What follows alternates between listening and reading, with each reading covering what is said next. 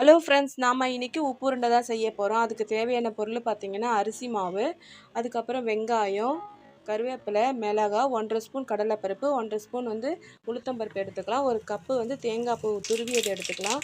நம்ம ஒரு பேனில் எண்ணெய் ஊற்றி கடுகு கொஞ்சமாக ஜீரகம் போட்டுட்டு அதுக்கப்புறமா இந்த பருப்பு இந்த மிளகாய் எல்லாத்தையும் போட்டுட்டு கூட வெங்காயத்தையும் போட்டு நல்லா வதக்கி எடுத்துக்கலாம். என்னென்னா நம்ம ரொம்ப நல்லா வதக்கணும்னு கிடையாது, ஓரளவு மீடியமாக வதங்கிட்டோன்னு ஆஃப் பண்ணி வச்சிடலாம்.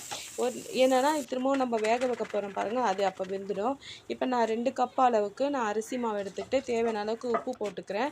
நம்ம வதக்குனதும் அந்த தேங்காய் பூவையும் போட்டு நல்லா பெரட்டி எடுத்துட்டு நல்லா உருண்டை உருட்டிக்கலாம். நமக்கு தேவையான சைஸ்க்கு உருண்டை உருட்டுற அளவுக்கு தண்ணியை ஊற்றி நீங்கள் பிசைஞ்சு எடுத்துக்கோங்க. நான் அதுக்கப்புறமா அழகாக தேவையான அளவுக்கு உருட்டி எடுத்துக்கிட்டேன். அதுக்கு முன்னாடியே நான் இட்லி பாத்திரத்தை நல்லா சூடு பண்ணுறதுக்காக நான் வச்சுட்டேன். பாருங்கள், நல்லாவே சூடாயிடுச்சு.